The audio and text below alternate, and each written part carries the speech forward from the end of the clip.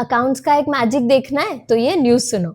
एक real estate company ने अपनी सब्सिडरी यानी अपनी छोटी कंपनी के लिए आईडीएफसी बैंक को 25 करोड़ की गारंटी मतलब भरोसा दिया कि अगर ये छोटी कंपनी आपको पैसे वापस नहीं करेगी तो हम भर देंगे।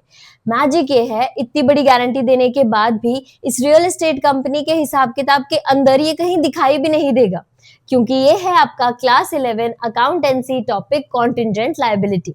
अब लायबिलिटी और कॉन्टिंजेंट लायबिलिटी में फर्क ये होता है, लायबिलिटी वो पैसे हैं जो पक्का देने ही हैं। ये एक कंफर्म्ड बोझ होता है। फॉर एग्जाम्पल कंपनी खुद बैंक से लोन ले तो अब ये लोन तो वापस करना ही है, इसीलिए हम इसे बैलेंस शीट के अंदर लायबिलिटी साइड दिखाते हैं।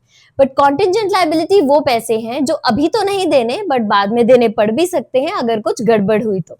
ये कंफर्म्ड बोझ नहीं होता, इसीलिए हम इसे बैलेंस शीट के बाहर नीचे नोट्स टू अकाउंट्स में दिखाते हैं।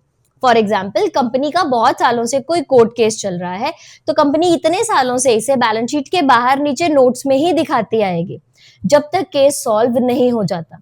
केस सॉल्व होने के बाद ही पता चलेगा कि कंपनी अगर हार गई तो पैसे भरने पड़ेंगे, बट अगर कंपनी केस जीत गई तो कोई पैसा नहीं देना पड़ेगा। यही होता है आपका कॉन्टिंजेंट लायबिलिटी, जिसकी अभी कोई कॉन्फर्मेशन नहीं है कि भरने हैं पैसे या नहीं भरने। एग्जाम्स में बच्चों को इस टॉपिक पे बहुत कंफ्यूजन होती है, तो save this video for your exams and share it with your commerce friends.